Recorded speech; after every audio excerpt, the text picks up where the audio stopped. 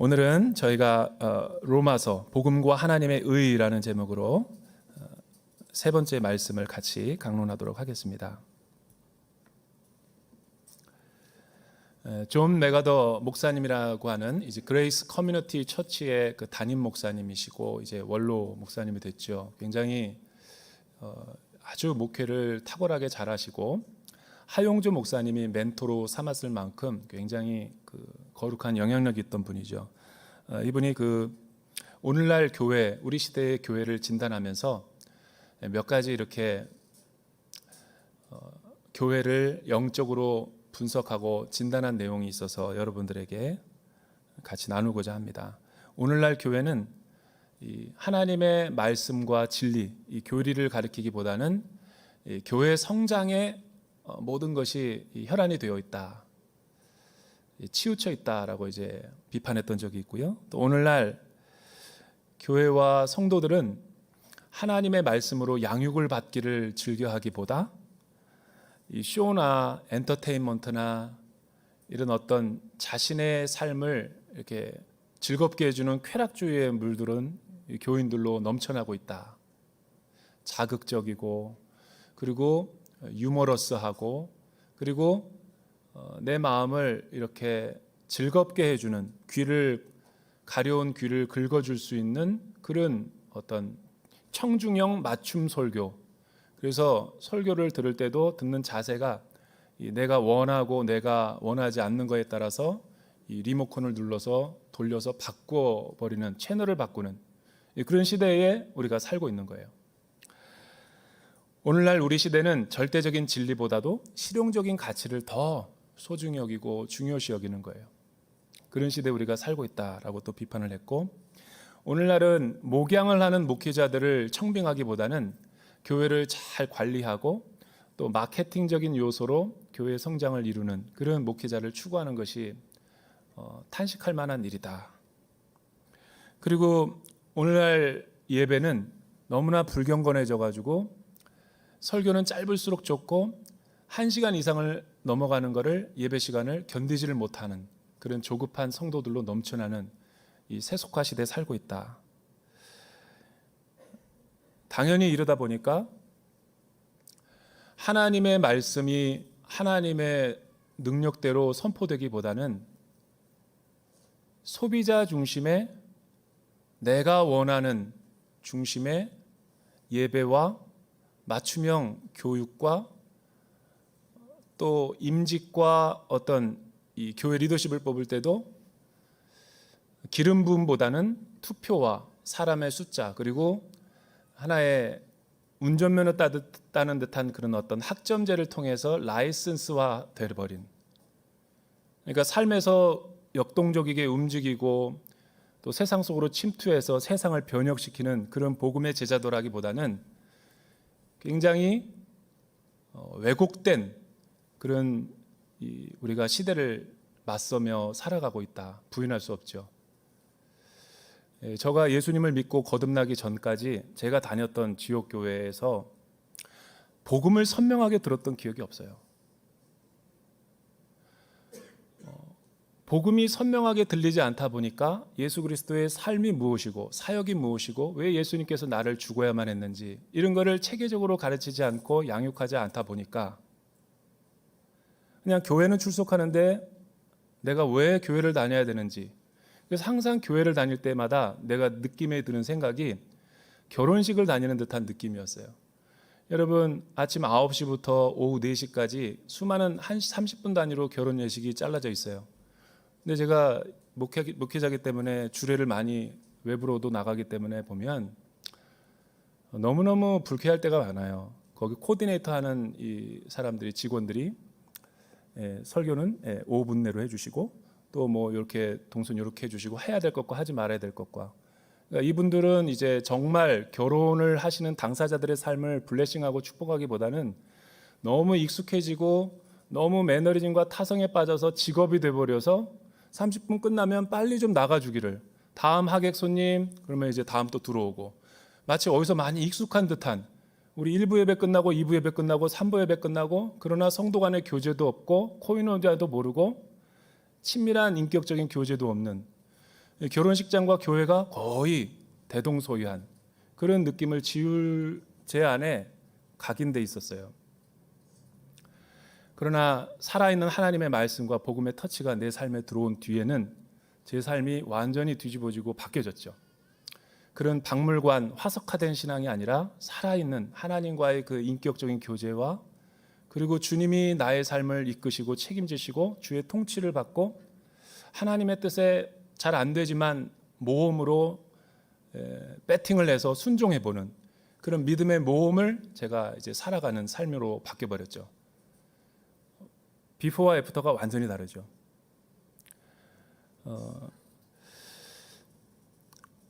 오늘날 한국 교회의 위기는 외부에 있는 것이 아니라 내부에 있죠.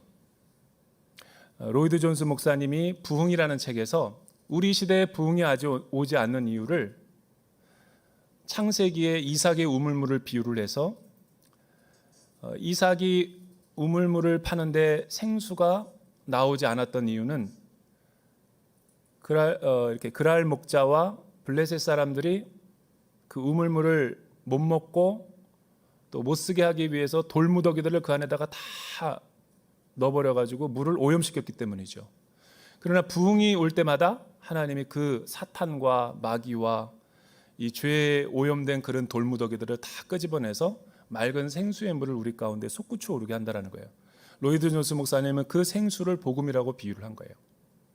마귀가 제일 좋아하는 게 뭐냐면 교회는 출석하지만 복음은 듣지 못하게 하는 거예요. 왜냐하면 복음을 듣게 되면 우리의 영적인 삶이 바뀌고 하나님의 주대심이 우리 삶 안에 일어나기 때문에 하나님의 나라가 확장되기 때문이죠. 할 수 있든지 없든지 간에 마귀는 수단과 방법을 가리지 않고 우리의 귀를 닫고 마음의 문을 닫고 눈을 어둡게 해서 복음이 선명하게 들리지 못하게 하는 거예요. 저는 한국 교회의 위기와 한국 교회가 내리막길을 걸어가고 있는 중요한 이유 가운데 하나가 저 같은 목회자가 강단에서 복음에다가 많이 물을 탔기 때문에 그러죠. 복음에다가 설탕을 많이 타서 이 믿음의 근력과 또 믿음의 순수한 하나님의 말씀이 우리를 다스리지 못하게 했기 때문에 그래요. 저는 이거는 부정할 수 없는 책임이라고 봅니다.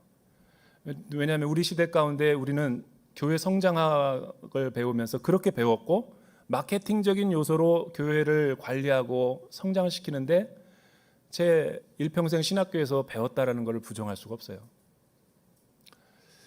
그 결과가 오늘 한국 교회에 이렇게 심각한 위기를 만들었지 않았는가.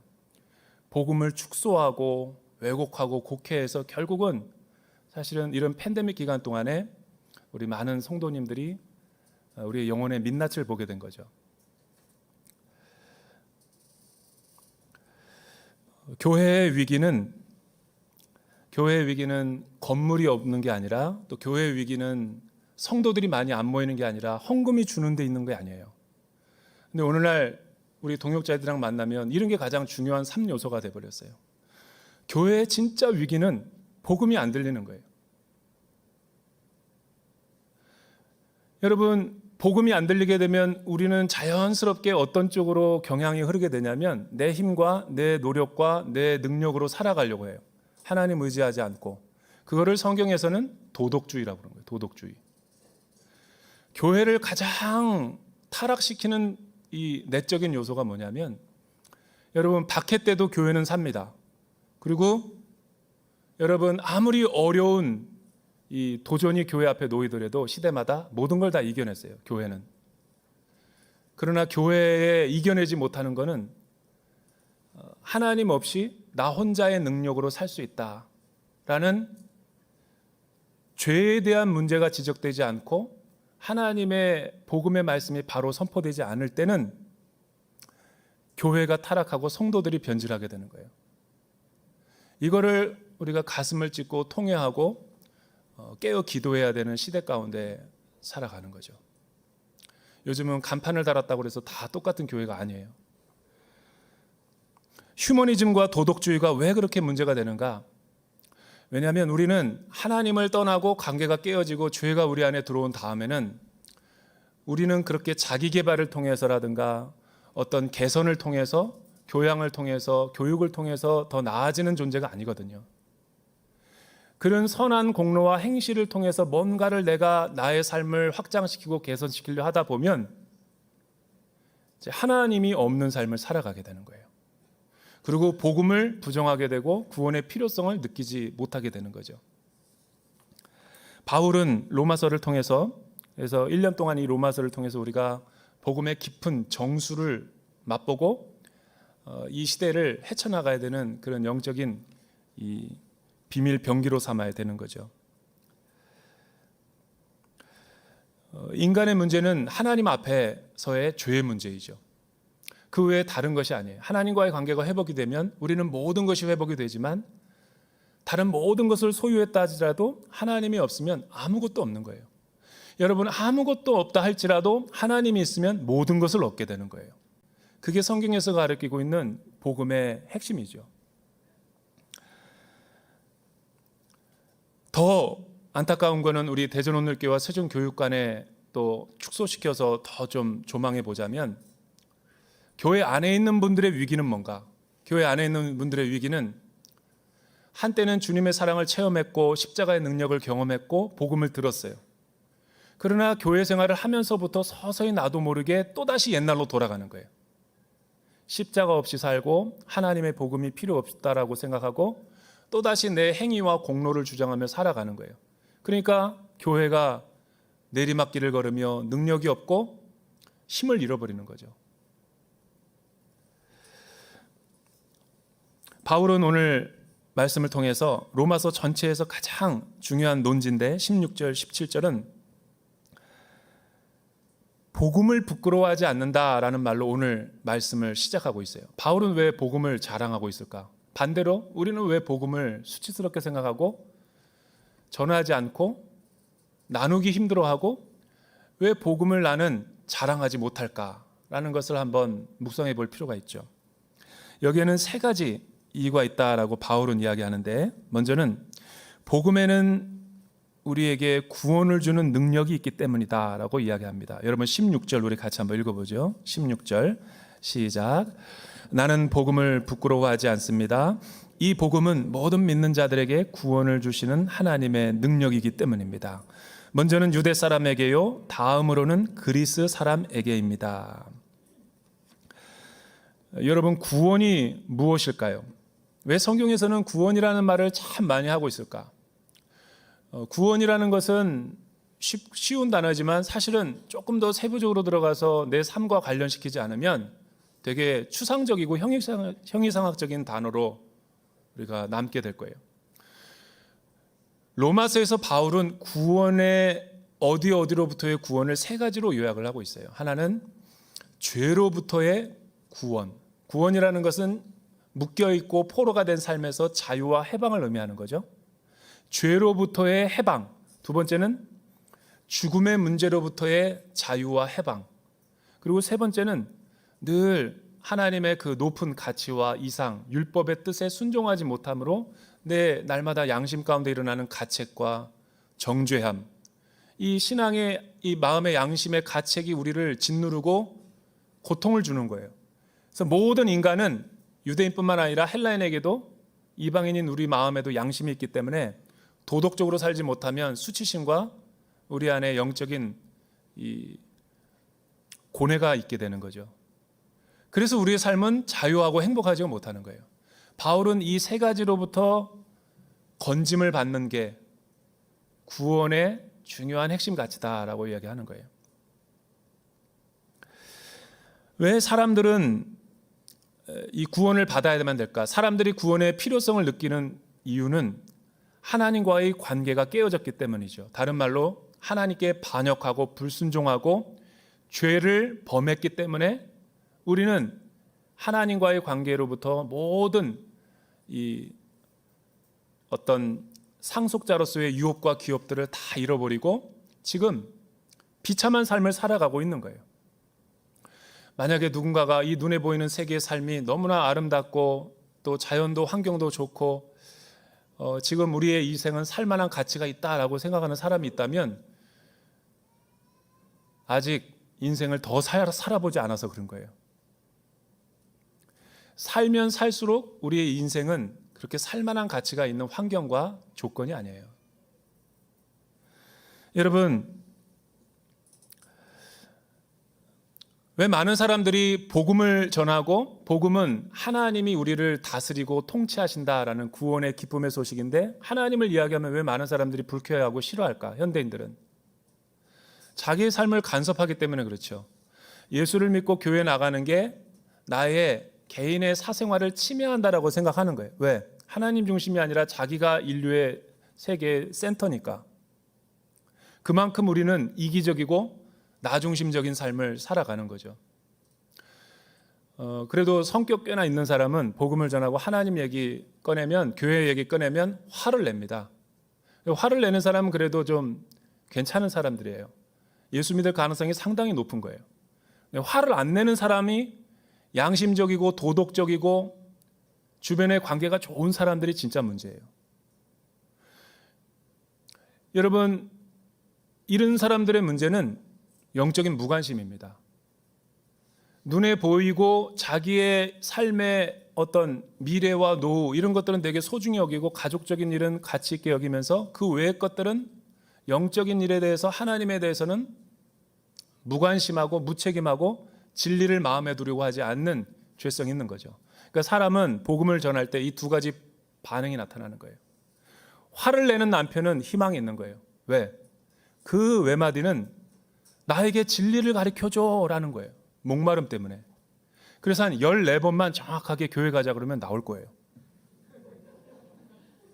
한 번, 두 번 해보고 그러지 말고 내가 예수님의 사랑으로 지극정성 섬기고 14번 정도만 여러분들이 계속 종이 되십시오. 그러면 반드시 이끌려 나와요. 종이 되라고 그랬어요. 이제 종이. 우리는 얼마나 죄에 타락되어 있고 무감각해져 있는지 모르기 때문에 그 복음이 우리 안에 들려졌을 때 기쁘지 않은 거죠. 죄에 무감각해져 있다. 어떤 예를 들 수 있을까? 의사와 환자와의 관계가 가장 정확할 거예요. 어느 날 내가 건강하고 또 문제가 없을 것처럼 편안했는데 옆구리가 아파가지고 병원에 갔더니 췌장암 말기라는 거예요. 이런 엄청난 소식을 들었을 때 우리의 반응은 말도 안 된다고. 의사 양반이 거짓말하는 거라고. CT나 MRI나 정확하게 내 몸의 상태를 분석하고 보여주니까, 왜냐하면 몸의 권위는 의사잖아요. 환자가 아니라. 어떤 사람은 환자가 의사보다 더 똑똑해요. 내가 내 몸은 잘 안다고, 걱정하지 말라고. 여러분, 그 사람은 처음에는 자기가 병에 걸렸다는 걸 인정 안 해요. 가치관의 혼란 때문이죠. 그러나 시간이 지나면 체념과 우울증과 절망을 해요. 그리고 현실을 받아들여요. 그리고 나서 치료를 받는다고요. 지금 인류의 상태가 하나님을 떠나고 복음을 듣지 못한 상태가 바로 그런 거예요. 그러니까 한두 번 얘기해서 들을 정도면 여러분 복음이 쉽게 전달되죠. 오늘날 사람들의 마음에는 수많은 세속적인 가치들이 다 돌무더기들이 가려져 있기 때문에 하나하나 치워놓고 우리의 굳은 마음을 완전히 갈아엎어가지고 옥토에다가 씨앗을 뿌리지 않으면 들리지가 않는 거예요. 예를 들어볼게요. 최근에 러시아가 우크라이나를 침공해서 힘 있는 나라가 힘 없는 나라를 점령하고 큰 소리를 치죠. 그리고 동영상 같은 데 보면 여러분 피해를 당하고 있는 우크라이나보다 전쟁에서 약탈하고 방어하고 강간을 저지르고 비도덕적인 만행을 저지르고 있는 러시아가 우리는 오히려 나치의 신나치주의를 해방하기 위해서 이 전쟁을 일으켰다라고 해서 유튜브를 완전히 도배하고 있어요. 해외 유튜브 보면. 어떻게 이런 일이 벌어질 수 있을까? 충분히 가능합니다. 여러분의 가정과 직장과 우리 이웃나라 일본도 가능해요. 위안부 할머니가 자기의 양심을 고백을 정부도 대한민국 정부도 말도 못하고 가족도 자기를 버리고 일본도 당사자인데 역사적인 사실을 왜곡하는 것을 너무 참기 어려워서 자신의 수치를 무릅쓰고 언론사 앞에다가 공개 기자회견을 열었어요. 온 세계가 발칵 뒤집어졌죠. 온 세계가 발칵 뒤집어졌어요. 그런 게 있는지도 몰랐다라는 거죠. 자기는 위안부로 끌려가서 수많은 만행을 당했는데 정부도 부정하고 가족도 부정하고 저지른 사람들은 부정해. 나는 당했어. 일본의 반응이 더 놀랍죠. 역사적인 증거가 없다. 우리는 그런 한 일 한 적도 없다. 왜 이런 일을 계속 주장하고 있죠? 왜 정부와 한일 간의 관계가 이렇게 왕래도 못할 만큼 악화됐죠? 더 뻔뻔하죠. 정치적인 인기와 경제적인 실리와 여러 가지 자국중심적인 이기적인 마음이 그런 것으로 표출되는 거예요. 역사적으로는 그렇게 표출되지만 개개인의 삶으로 보면 다 그런 일들이 우리 직장과 가정과 사회 안에서 일어나는 거죠. 이게 죄의 죽음의 냄새죠. 이런 세계는 희망이 없어요. 여러분들이 아무리 자녀를 잘 키우고 내가 인생을 연금을 들고 편안하게 산다 할지라도 이런 상태는 하나님의 샬롬이 없는 거죠. 그래서 구원의 필요성을 느껴야 되는 거예요. 죄에 얼마나 묻어지고 무감각해져 있고 세속에 매료되어 있고 하나님에 대한 지식이 없다 보면 분별력이 없는 거예요. 예수 믿었다는 건 뭐냐면 그런 분별력, 복음의 소식을 들었기 때문에 그 원인과 이유를 아는 거죠. 그래서 복음은 부끄러워할 게 아닌 거예요. 두 번째는 죽음으로부터 자유죠. 여러분, 하나님 앞에 반역하고 불순종하고 죄를 범하고 타락한 인류는 태어나면서부터 이미 충분히 죽을 만큼 늙게 태어나요. 출생은 앞서고 뒤서지만 여러분 가는 거는 순서가 없습니다. 중학교 2학년 때 제가 2학년 6반이었어요. 저희 담임 선생님이 최순영 선생님이었어요. 얼마나 톰보이 같은 명랑하고 쾌활한 선생님이신데 늘 먼저 와서 막 장난쳐요. 그런 선생님인데 여름방학이 끝나고 첫 이제 조회를 하는 시간이었는데 늦게 들어왔어요. 검은 출석부를 갖고 오는데 침통한 표정으로 시간에 오는 거예요. 왜 그런가 봤더니 제 옆에 짝꿍이 할머니네 집에 시골에 이렇게 여름방학에 갔다가 트럭과 함께 경운기가 부딪혀가지고 시신도 찾아볼 수 없을 정도로 훼손돼서 죽었다라는 거예요. 근데 할아버지는 모르고 계속 자기 집까지 간 거예요. 이 엄청난 충격에 선생님이 그 영안실에 가고 그 입관을 하는데도 보니까 얼굴을 알아볼 수가 없더래요. 너무너무나 충격을 받아가지고 그 소식을 우리에게 전하는 것을 아직도 제가 선명하게 기억해요. 그 친구는 개구장이었는데 늘 선 넘어오면 막 때리고 막 그런 친구였는데 여러분 그 일 후에 제가 3일 동안 밥을 못 먹었어요. 그리고 학교 운동장 벤치에서 혼자 앉아가지고 너무너무 아주 죽음이 거의 그냥 나를 날마다 짓누르는 것 같은. 왜냐하면 있던 존재인데 없어졌잖아요. 죽음은 실제죠.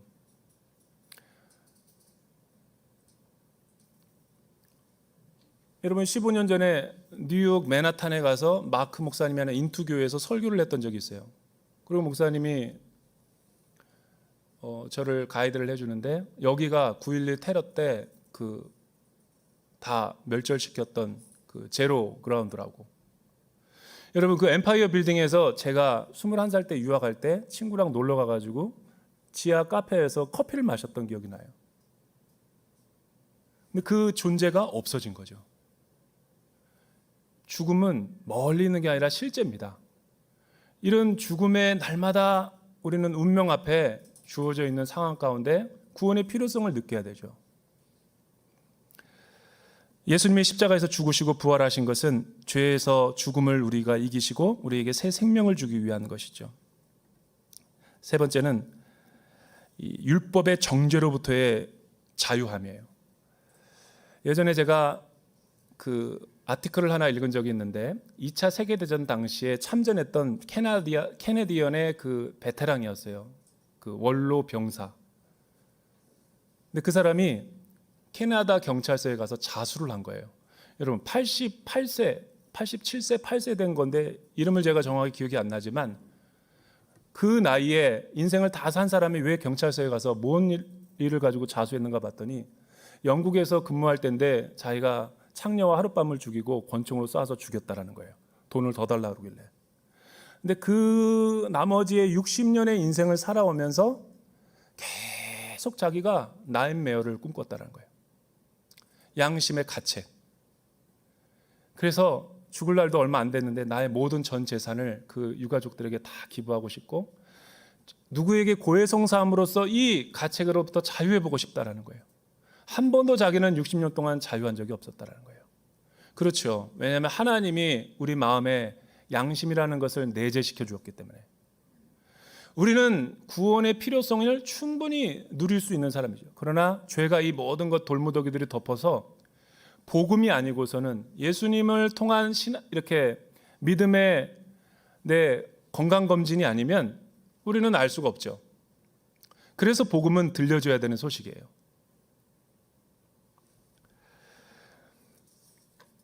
우리 예레미야 13장 23절, 고린도전서 1장 18절 우리 자막을 통해서 한번 읽어보죠. 시작.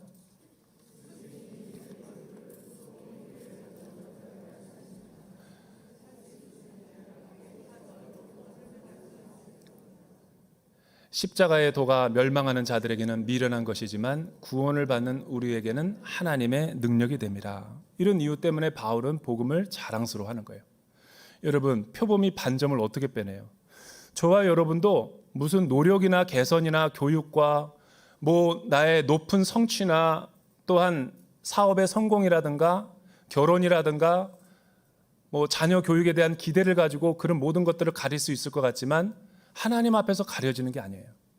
그거는 표범의 반점이고 흑인이 얼굴이 새까만 유전자와 똑같기 때문에 죄의 유전자가 있기 때문에 그것이 있는 한 우리는 선한 행실을 할 수가 없어요. 그래서 사람들은 죄를 지은 다음에 첫 번째 리액션이 뭐냐면 숨거나 자기의 부끄러운 부분을 감추죠. 뭐로? 무화과 나뭇잎으로. 아담과 하와가 그랬어요.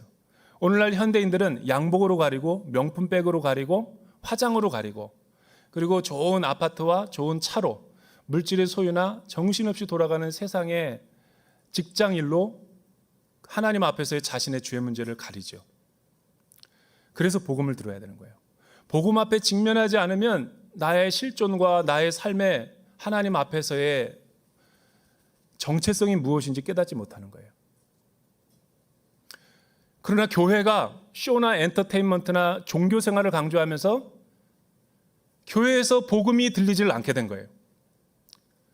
교회가 수능 시험 학생들의 일타 강사를 모아놓고 좋은 대학 가는 강연회를 하거나 교회에서 무슨 좋은 어떤 강연 같은 거를 하면서 선물 보따리 같은 거 주고 전도하면은 아이패드 같은 거 주고 전동 킥보드 같은 거 선물로 주고 이런 거 선물로 자꾸만 뭔가를 하려 하지 이런 영혼의 문제를 치유할 수 있는 선명한 복음을 들려주지 않는 거죠. 교회는 내리막길을 걷죠. 두 번째는 바울은 복음을 자랑하는 이유는 차별이 없는 하나님의 사랑을 알려주기 때문이에요. 여러분 제가 한번 읽어드릴게요. 먼저는 유대 사람에게요, 다음으로는 그리스 사람에게입니다. 이스라엘 유대 사람들은 항상 자기가 세계의 중심이라고 생각하고 다른 나머지 모두를 이방인 또는 이방인 가운데 대표 주자인 문명화된 국가인 그리스 사람을 세계의 나머지 국가라고 봤어요. 그러니까 헬라인이나 유대인이라는 것은 전 인류에게 하나님의 복음이 선포돼야 된다는 얘기죠. 차별이 없는 거예요. 왜 차별이 없어야만 될까요? 여러분 제가 지난주에 얘기했던 것처럼 로마 황제가 로마 제국을 영토를 넓히고 수많은 나라를 정복하며 수많은 나라를 약탈하고 개선 장군이 돼서 로마 시가지에 퍼레이드를 할 때 자신들은 승리를 자축하지만 힘이 센 국가나 힘이 센 사람들에게는 승리의 축제지만 나머지 약소국가나 소외된 사람들은 죽음의 냄새죠. 그러니까 불평등과 불공정하다라는 거예요. 오늘날에도 이런 이 남녀 차별과 여러 가지 계급별 차등이 존재하는 우리의 삶의 모습을 봐요. 우리의 눈에 보이는 세계를 보면 인종차별이 있어요. 남녀 차별이 있어요. 여러분 신분 차이도 있습니다.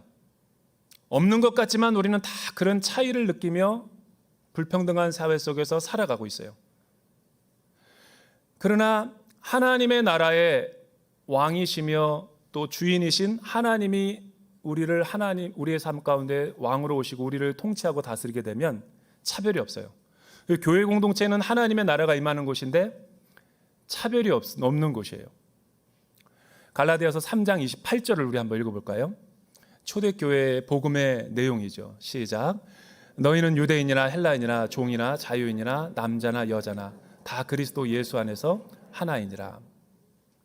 그리스도 안에 있는 사람은 다 하나예요. 하나님의 자녀들. 그래서 여러분, 교회 안에 진정한 자유함이 있는 거예요. 아까 전에 탈북 자매가 이하영 사모님이 탈북민인데도 여기 와서 얼마나 많은 차별과 냉대, 무시, 조롱을 받았어요. 여러분, 그 소외감과 그 외로움과 아픔을 아세요? 세부적으로 들어가면 더 많죠.